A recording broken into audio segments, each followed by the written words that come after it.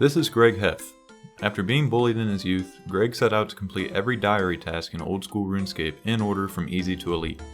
The only problem is, he can't complete any higher tier tasks until completing every task in every region at the lowest tier. This means no teleporting to Varrock, Camelot, or Arduin, or even cutting willow trees in Draenor until every easy task in the game is complete in order to unlock medium tasks. This is the diary of a Wimpy adventurer. Welcome back.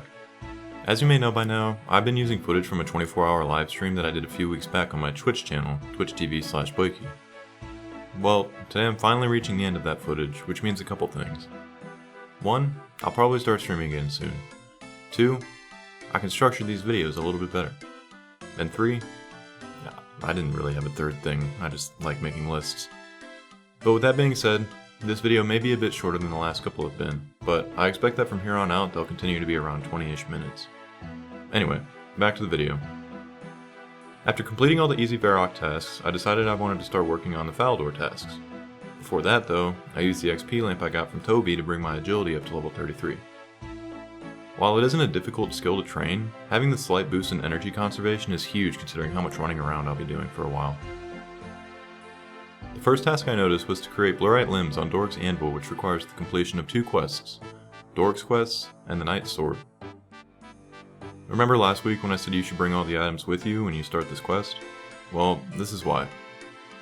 When you have all the items required for Dork's quest, a special dialogue box pops up that reads, "I can usually fit 28 things in my backpack, and in a world full of quite literally limitless possibilities, a complete coincidence has occurred." I don't quite understand what you're saying. Well, out of pure coincidence, despite definitely not knowing what you were about to request, I just so happened to have carried those exact items. Oh my, that is a coincidence. Pass them here, please.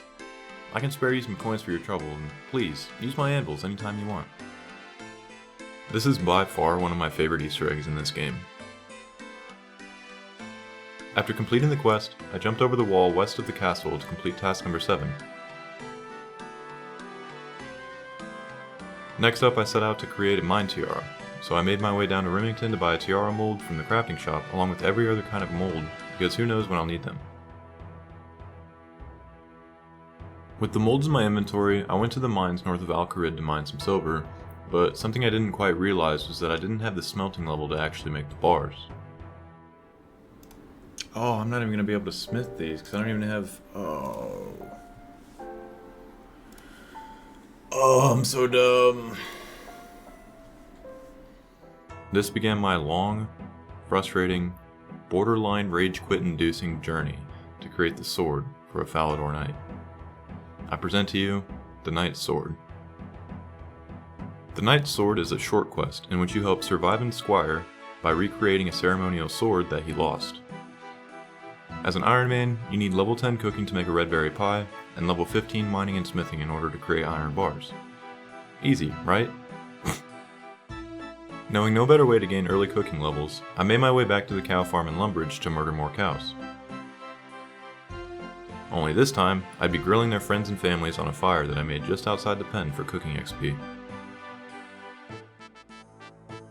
After getting level 10, I ran back to the bank to grab a pot, bucket, and some red berries to make a pie. If you're an Iron Man needing a pie dish, you can either make one yourself or pick one up in the kitchen in the Varrock Castle. This spawns right next to a range as well, so you can cook the pie there. Or at least attempt to. Oh, of course.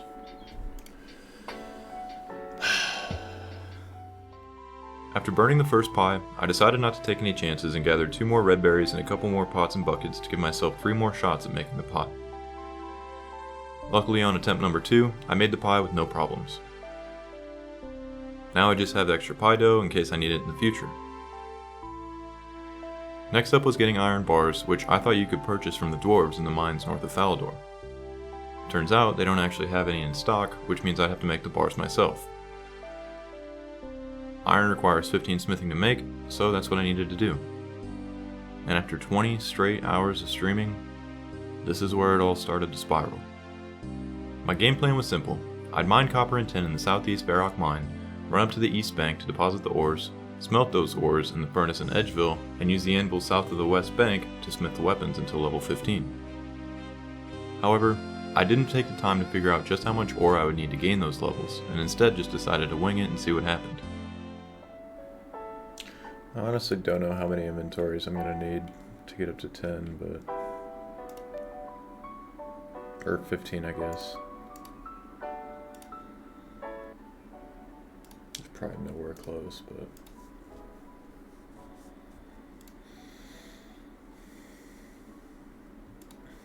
spice it up a little. The first trip only got me to level 7, so I knew I still had a ways to go before 15. Trip number 2 got me to level 12, and I thought I was going to be done on my next trip. Oh, how wrong I was. Keep in mind, this is around hour 20 of the stream, and I had been awake for about 21 hours at this point. I finished my second monster about 4 hours before this, and I was starting to get delusional from the lack of sleep. It got to the point where the music I was playing on the stream was making me tired, so I put on some different headphones and played early 2000s hip-hop to try and keep myself awake. I really hope this inventory does it. I just want to get this quest done. Unfortunately it didn't, and after my third trip, I was 74 XP away from level 15.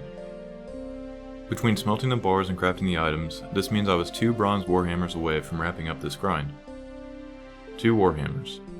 6 bars. Last trip. I fucking hope. Oh, buddy. Oh my god, I needed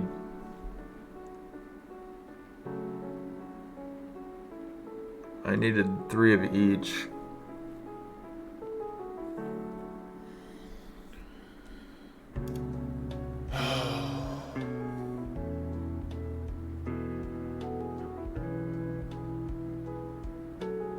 I needed 3 of each ore. Or no, wait, I needed 6 of each ore. Ugh. Refusing to even look at the anvil, I just went back to the southeast mines to gain the last few ores I'd need for the level, and after I created the first warhammer, well... I only needed 1.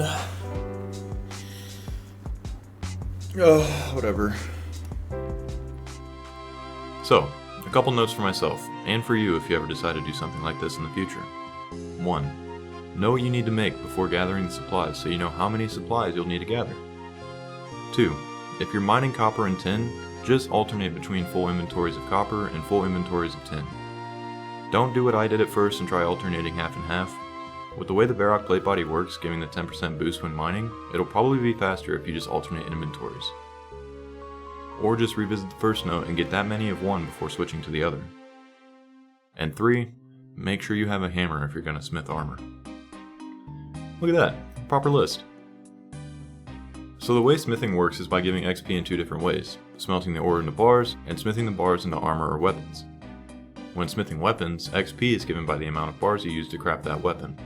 For bronze, you gain 12.5 XP per bar you use, so smithing a dagger that requires 1 bar will grant you 12.5 XP, while a scimitar that requires 2 bars grants 25 XP, and so on. To get from level 1 to 15, you need a total of 2,411 XP, or about 129 bars, as each bar gives a total of 18.7 XP. Each bar requires 1 copper and 1 tin ore, so you'll need to mine 129 of each. If I were to do this all over again, I would have gotten all 258 ores, smelted them into bars, and made the highest level weapon I could. But, if I did that, we wouldn't have that beautiful little meltdown. That happy accident, if you will. Anyway, the quest was pretty straightforward after that, and once I completed the quest, I went up to Dorg's anvil to craft the blurite limbs, finally knocking that task off the list. We're starting to wind down on the final hours of the stream, and at this point, I was exhausted. I started out full of energy, running around the map completing various random tasks and earning diary items from 3 of the 12 regions. But after a few setbacks, some trials and tribulations, it was time to settle down a bit. I decided I'd wrap up the stream by crafting bows, so I went back to Draenor to cut oak logs until I was able to start fletching willow shortbows. I bounced between Draenor and Lumbridge to craft bowstrings and make oak longbows until I reached level 30. Since I still can't cut willow trees in Draenor due to it being a medium achievement, I found out that there are willow trees near a bank by Barbarian Assault, so I made my way up there to start chopping willow logs.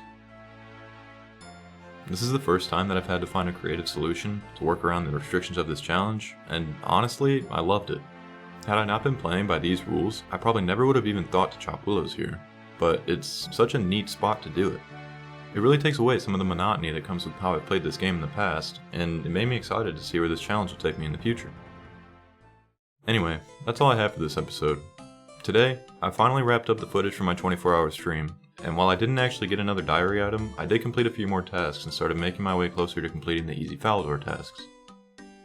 Next week, I'll be working towards knocking out a few of the tasks that I haven't quite had the levels for, along with exploring a whole new part of the map that Greg's never seen before. As always, thank you all so much for watching. Until next time.